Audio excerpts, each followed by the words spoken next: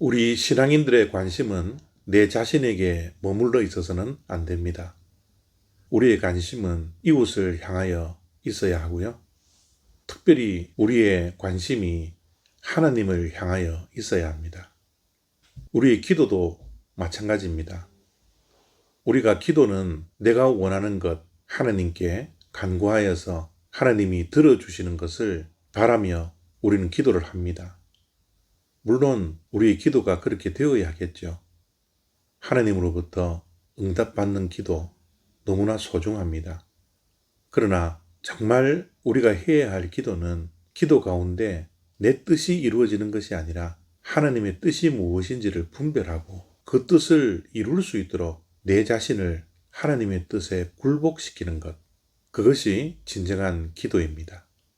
마태복음 26장 37절부터 39절까지 말씀입니다.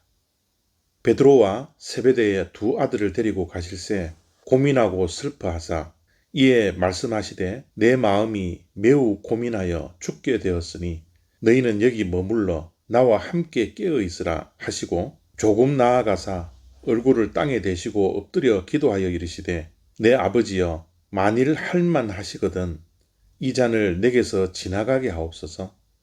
그러나 나의 원대로 마시옵고 아버지의 원대로 하옵소서 하시고 아멘. 겟세마네 동산에서 예수님께서 기도하시기 전에 마음의 상태를 이렇게 말씀하고 있습니다.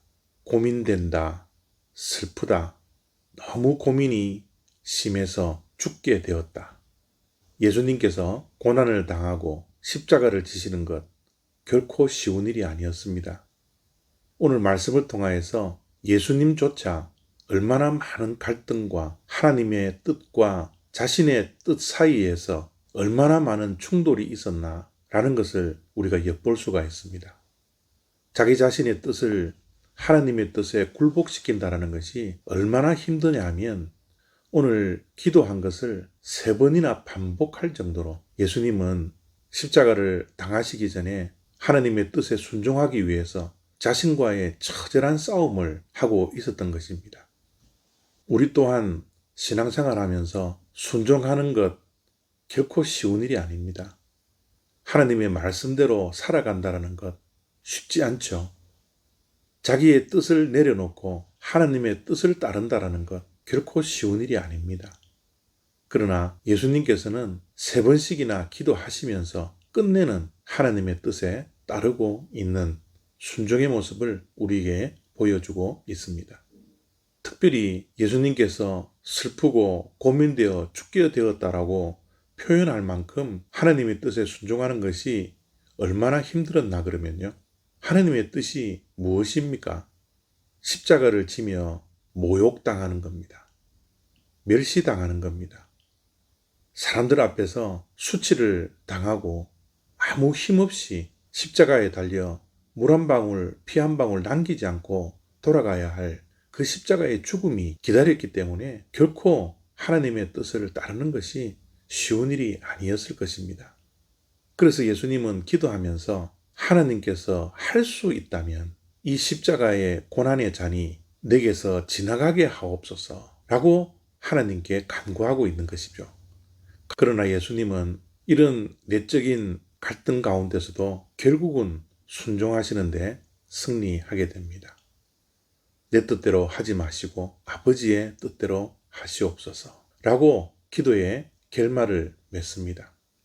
이런 순종의 기도, 내 뜻을 내려놓고 아버지의 뜻에 순종하는 이러한 기도의 힘이 어디에서 나왔을까요? 예수님의 순종의 능력은 바로 평소에 기도하는 기도의 습관 때문에 그렇습니다.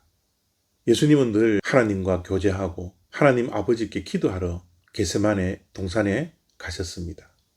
십자가를 지시기 전도 동일하게 겟세마네 동산에 올라가셔서 아버지 하나님께 기도하는 것이죠.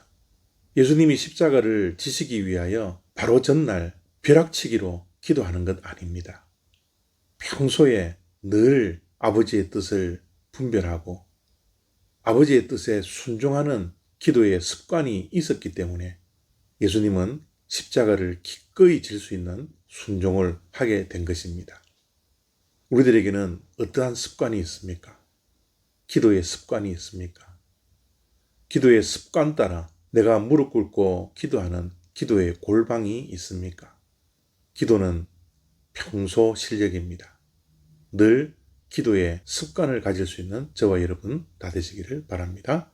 감사합니다.